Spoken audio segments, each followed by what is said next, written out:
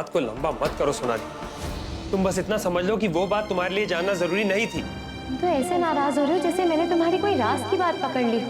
कुछ लोग अधिकार समझकर अधिकार जताते हैं और फैसले लेते हैं, लेकिन आज भी नारी अधिकार होते हुए भी नारी ना अधिकार जता पाती है, ना कोई फैसले ले पाती है। शारदा, मैं इस सगाई को बहुत धूमधाम से मनाना चाहता हूँ। तुम्हारे चेहरे की उदासी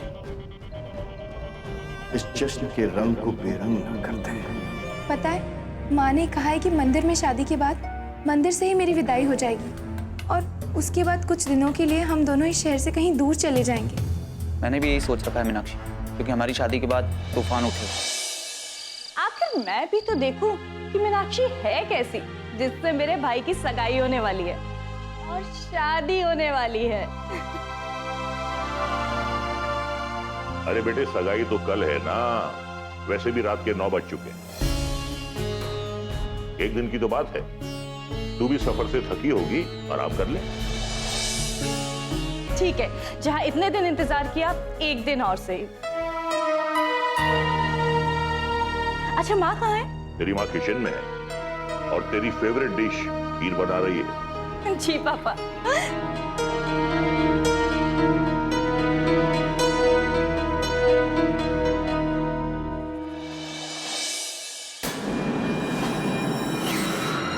हे प्रभु, जिंदगी भी ना जाने किस भंवर में फंसती चली जा रही है। आने वाला हर लम्हा ऐसा लगता है कि हम सबकी परीक्षा ले रहा है। कभी अपनेपन की परीक्षा, कभी रिश्तों की परीक्षा, तो कभी हमारी भावनाओं की परीक्षा। गुजरा हुआ हर पल एक डर देकर जा रहा है और आने वाला हर पल एक अंदेशा बनाए रखता है कि आने वाले पल में क्या कुछ होने वाला है। कहीं ये पल भी हमारी खुशियों को छीन कर तो नहीं ले जाएगा। कृपा करो प्रभु, कृपा करो कि मीनाक्षी की इच्छाएं पूरी हो जाए। जो अब तक कहती रही है, उसकी हर इच्छा पूरी हो। आज उसकी शादी है, उसकी विदाई है, इसमें कोई अड़चन ना आए। बस आप ही का सहारा है। कृपा करो प्रभु, कृपा करो। पता नहीं ये तकदीर है या कुछ और, कि रिश्तों के फूल मुरझाते चले जा रहे हैं और रिश्तों के बगैर जीना मुश्किल है। ये कौन सा भंवर है जिसने हम सबको लपेट रखा है। कृपा करो प्रभु, कृपा करो। माँ जी, आप क्या सोच रही हैं कि कोई और समझे या ना समझे, लेकिन मैं समझ रही हूँ। लेकिन मैं तो बस इतना कहना चाहती हूँ, ये एक बड़ी पुरानी बात है। अगर कोई इंसान खुद की मदद नहीं कर सकता, तो भगवान भी उसकी मदद नहीं कर सकता। क्या मतलब है तुम्हारी बातों का? तुम कहना क्या चाहती हो? मैं तो बस इतना कहना चाहती हूँ कि अगर रास्ते में धुंध छाई है, तो उसे और दूर तक देखने की जरूरत होती है। अगर आंखों में आंसू है, मंजर और भी धुंधली हो जाती है। आप एक एमएलए हैं माँ जी, और इस घर को बसाने वाली आप हैं, और आपकी आंखों में आंसू। माँ जी, एक औरत की आंख में आंसू उसकी कमजोरी की निशानी होते हैं। माँ जी, आज से पहले मैंने कभी भी आपको कमजोर नहीं समझा, लेकिन आपकी आंखों के ये आंसू आज ये कह रहे हैं कि आप भी आज कमजोर पड़ते हैं। नहीं सोनाली, मैं कमजोर नहीं पड़ी हूँ। माँ जी, घर चाहे जितना भी बड़ा हो, लेकिन सोच तो आज भी सबकी वही है। औरत को बोलने का दिया जाता है। आज भी यही होता है माँ जी। अपने और अपने बच्चों पर हो रहे जुल्म को औरत सिर्फ आंसू बहाकर बर्दाश्त कर लेती है। लेकिन काश आपकी आंखों में ये आंसू नहीं होते। अगर एक फैसला पापा जी ने लिया है, तो डंके की चोट पर एक फैसला आपका भी होता। कि राजवीर और मीनाक्षी सिर्फ पापा जी की औलाद नहीं है, आपकी भी औलाद है।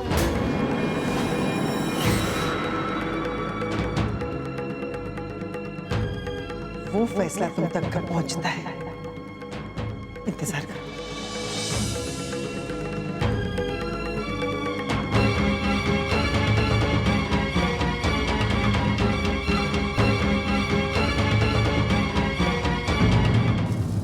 किसी भी बात या फैसले की शुरुआत वक्त के साथ खत्म होती है और वक्त के साथ शुरू होती है। आपके सेक्रेटरी ने इंस्पेक्टर को फोन किया था, लेकिन कोई फायदा नहीं हुआ। मंत्री जी, मैं चाहता हूं कि आप खुद इंस्पेक्टर को फोन करें और कहें कि सूर्या को रिहा कर दें। धन्यवाद। पापा, अब तक कोई खबर नहीं मिली। इसका यही मतलब है कि वो अब तक जेल से रिहा नहीं हुआ है।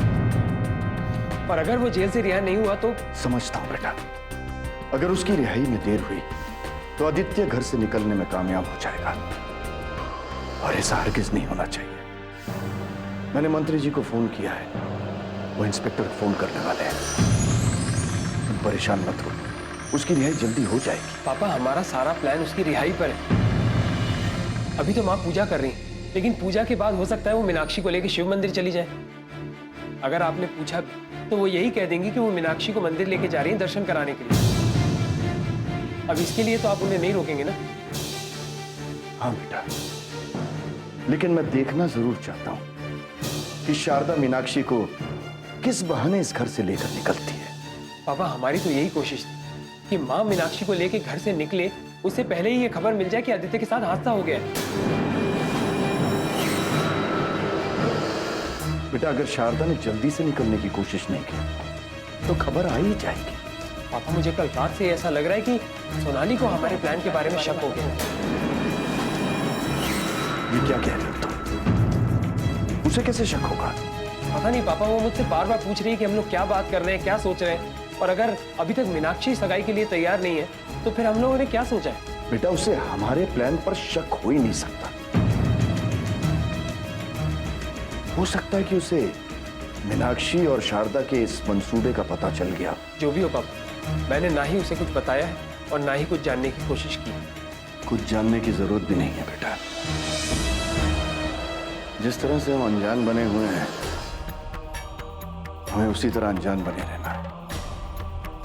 नेताजी पुलिस इंस्पेक्टर को खुद फोन करने वाले हैं। वैसे भी सूर्या पे कोई बड़ा चार्ज नहीं है। इंस्पेक्टर को उसे रिहा करना ही होगा।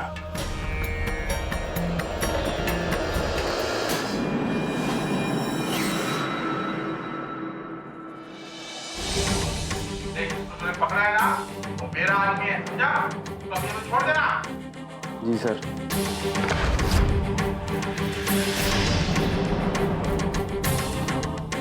अब तक 3 फोन आ चुके थे छुड़ाने के लिए। समझ में नहीं आता, या इसे हम पहचानने में कोई गलती कर रहे हैं या वो लोग जो इसे बार बार छोड़ने के लिए फोन किए जा रहे हैं। जैसे कोई सम्मानित नागरिक है यहाँ का। आजकल सर राजनीति में भी गुंडों को बहुत ज्यादा सम्मान मिलने लगा है। ठीक कह रहे हो, समझ पाना मुश्किल है प्रशासन जनता के साथ है या इन जैसे गुंडों के साथ। तुम्हें तो खुद पर बहुत नाज होगा ना, बहुत चाहने वाले हैं तुम्हारे यहाँ पर। इधर पुलिस ने तुम पर हाथ डाला नहीं और तुम्हें छुड़ाने के लिए फोन बजने लगते हैं। तुम अपने पुलिसिया नजरिए से देखते हो इंस्पेक्टर, और वो सामाजिक नजरिए से देखते हैं। तुम मुझ जैसे लोगों को अंदर करना अपना फर्ज समझते हो और वो मुझ जैसे लोगों को छुड़ाना अपना फर्ज समझते हैं।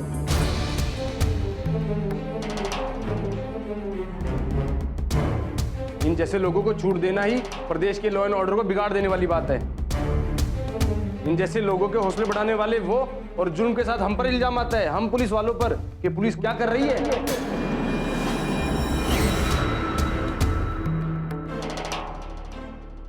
मुझे छोड़ दोगे तो तुम्हारे घर का क्या जाएगा? हाँ, लेकिन अगर मुझे अंदर रखोगे तो तुम्हें अपने घर बैठ के खाना पड़ेगा। परेशान मत हो इंस्पेक्टर।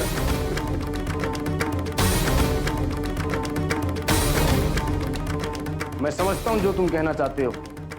मैं बस इतना कहना चाहता हूं कि जितनी देर होगी तुम उन लोगों की नजर में उतने ही चढ़ोगे।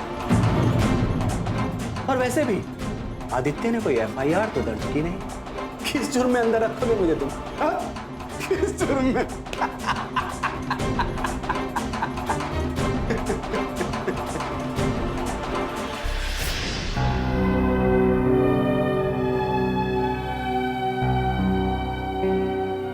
मैंने सूर्या केवट के खिलाफ एफआईआर दर्ज न करवाकर कोई गलती तो नहीं करती। अगर मैं एफआईआर दर्ज करवाता तो मुझे भी भाग दौड़ करनी पड़ती। और आज क्या, आगे कई दिनों तक मेरे पास वक्त नहीं होता। जो भी हो, मुझे अपने बारे में सोचना है, मीनाक्षी के बारे में सोचना है। और आज तो हम इस शहर से दूर चले जाएंगे। अच्छा ही हुआ जो मैंने एफआईआर दर्ज नहीं करवाई। हेलो मीनाक्षी। हाय आदित्य, तुम निकले या नहीं? बस निकलने वाला हूँ। और तुम? वो एक्चुअली आदित्य, हमें निकलने में थोड़ी सी देर होगी।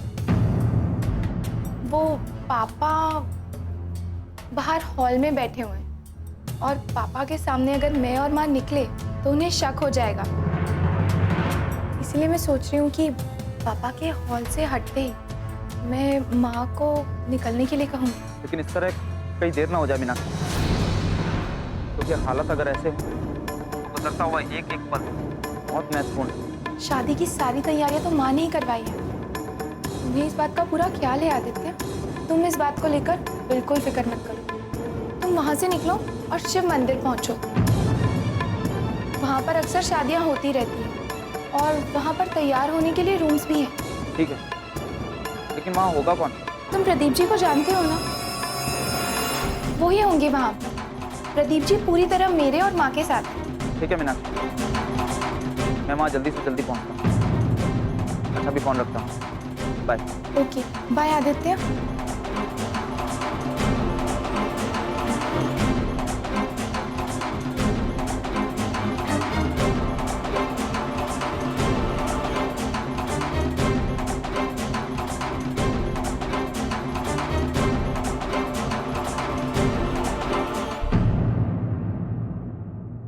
नहीं सर, ऐसी कोई बात नहीं सर।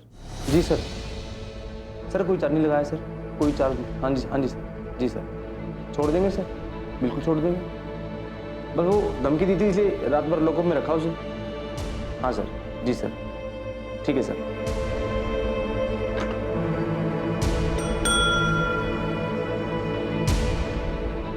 हवलदार जाओ, वो सूर्य को लेकर आओ।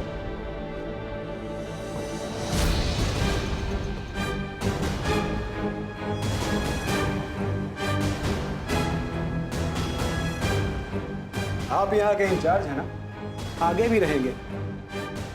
यहाँ के नहीं तो कहीं और के रहेंगे। और हो सकता है प्रमोशन के साथ साथ आपका औहदा भी बढ़ जाए। लेकिन कभी राजनीति की ऊंचाई को महसूस किया है आपने? मतलब क्या है तुम्हारे कहने का? आप और हम जैसे लोग ही राजनीति के करीब होते हैं। ये बात मैंने तो समझ ली, आपको समझ में आई या नहीं इसलिए आपसे पूछ रहा हूं। राजनीति की ऊंचाई इतनी अधिक होती है जिसके आगे झुकने के लिए अच्छे से अच्छा मजबूर हो जाता है। अब देखे ना, आज आपने मुझे यहां लॉकअप में बंद कर रखा है। आपकी आंखों में मेरे लिए गुस्सा है।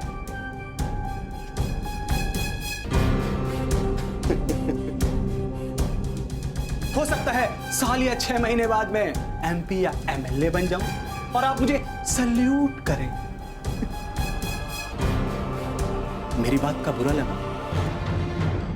लगा तो मैं माफी चाहता हूं। आपको यहां वहां जहां तहां जितनी बात करनी थी कर ली ना आपने। जल्दी से मुझे रिहा कर दीजिए। हवलदार, जाने दो इसे। मुझे रिहा करने में बहुत देर कर दी तुम लोगों ने।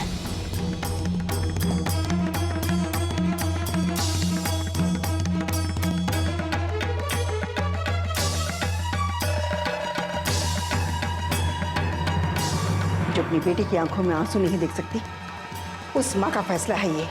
मैं आपको ये सच्चाई इसलिए बता रही हूँ, कल को आप ये ना कहें कि एक बाप से मैंने अपनी बेटी का कन्यादान करने का हक छीन लिया है। जिंदगी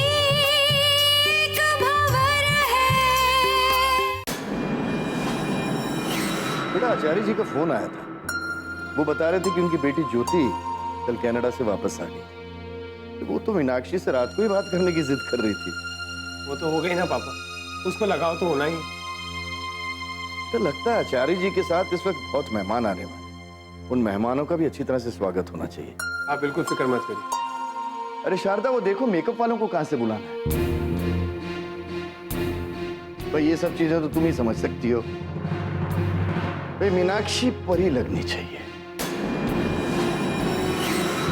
जितने भी मेहमान आए उन्हें मीनाक्षी को देखकर ऐसा लगना चाहिए कि बस वाह, तारीफ ही तारीफ होनी चाहिए। मीनाक्षी को सजाने की पूरी तैयारी कर ली है मैंने। ठीक है, और मीनाक्षी को भी समझा देना कि वो खुद को खुश रखने की कोशिश करे। उसकी खुशी के लिए तो मैं सब कुछ करने जा रही हूँ। आप शाम की बात कर रहे हैं? मैंने तो सारी तैयारियां सुबह के लिए ही कर ली है। क्या कह रही हो तुम? मैं समझा नहीं। कल पूरी रात मैं सोचती रही, इसलिए मुझे आपको अंधेरे में नहीं रखना चाहिए। इसलिए एक सच्चाई बताने आई हूँ। सच्चाई? कैसी सच्चाई माँ? औलाद पर बाप से ज्यादा माँ का अधिकार माना जाता है। वो इसलिए बाप से ज्यादा औलाद से माँ प्यार करती है, और मैंने भी यही महसूस किया है। आप उसे खुश रहने की सलाह दे रहे हैं, लेकिन उसे खुश रखने की परवाह नहीं है आपको। इसलिए मैंने अपनी बेटी के लिए एक फैसला किया है। शिव मंदिर में मीनाक्षी और आदित्य की शादी होने वाली है।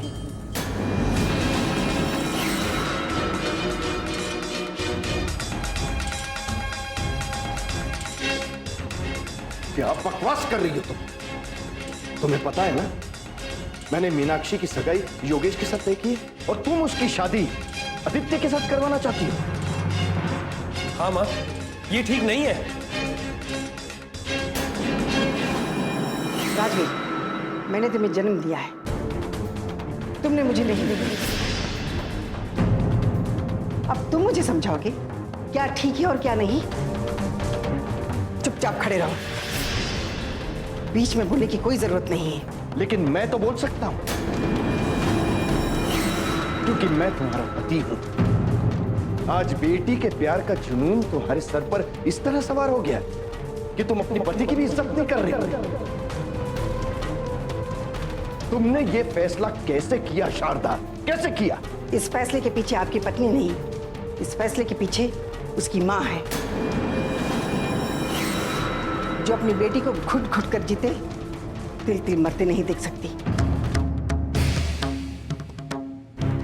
जो अपनी बेटी की आंखों में आंसू नहीं देख सकती। उस मां का फैसला है ये। मैं आपको ये सच्चाई इसलिए बता रही हूं, कल को आप ये ना कहें कि एक बाप से मैंने अपनी बेटी का कन्यादान करने का हक छीन लिया है। मीनाक्षी की शादी शिव मंदिर में है, और मैं उसे वहां लेकर जा रही हूं। अगर आप एक पिता का फर्ज निभाना चाहते हैं तो कन्यादान करने के लिए आप वहां आ सकते हैं। शायद पिता पुत्री के रिश्ते का मान रह जाएगा।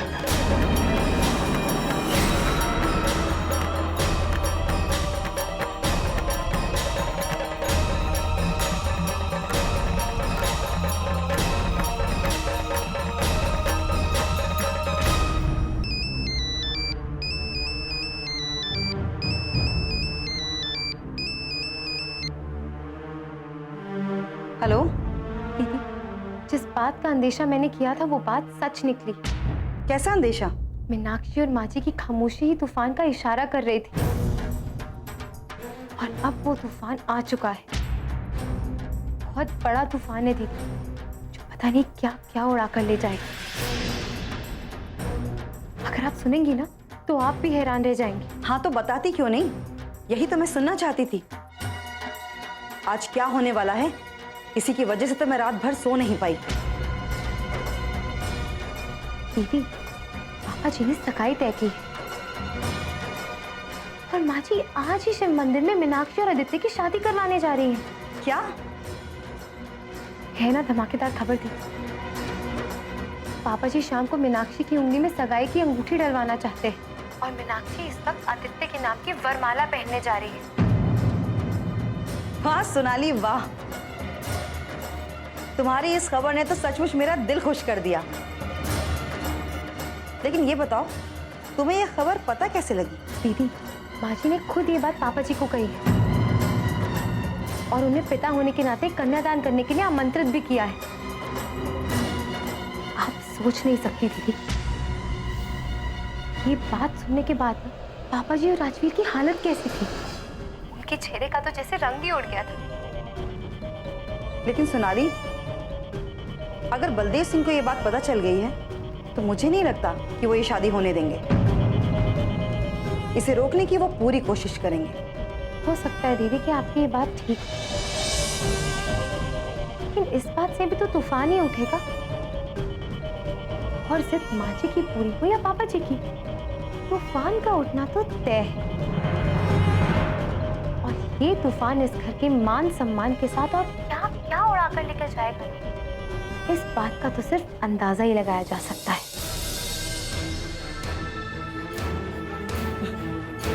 सचमुच सोनाली, ये खेल बहुत अच्छे मुकाम पर पहुंच गया है। अब देखना तो ये है कि जीत किसकी होती है। कल को एक पिता को इस बात की शिकायत ना हो कि वो अपनी बेटी का कन्यादान भी ना कर पाए। लेकिन मालकिन, अगर उन्होंने इस शादी को रोकने की कोशिश की तो? जिंदगी एक भंवर है। लेकिन ये तो तय है कि जीत चाहे शारदा देवी की हो या बलदेव सिंह की, हार तो आचार्य जी की पक्की है।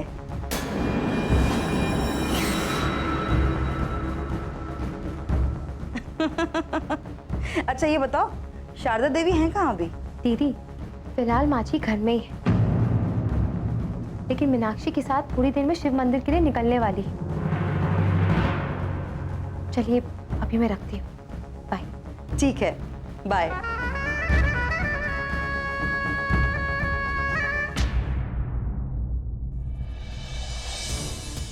मीनाक्षी, मीनाक्षी जल्दी करो बेटा, 9 बजे से पहले पहुंचना है। मालकिन। हाँ बोलो। मालकिन, आप जो कर रही हैं मीनाक्षी मैम साहब की खुशी के लिए कर रही हैं ना, तो आपने ये बात सबको बता क्यों दी? कल तक मैंने इस बात को छुपा कर रखा था, लेकिन आज भी इस बात को छुपा कर रखूं ये मैंने ठीक नहीं समझा। कल को एक पिता को इस बात की शिकायत ना हो कि वो अपनी बेटी का कन्यादान भी ना कर पाए, इसलिए मैंने उनको सब कुछ सच सच बता दिया। लेकिन मालकिन, अगर उन्होंने इस शादी को रोकने की कोशिश की तो?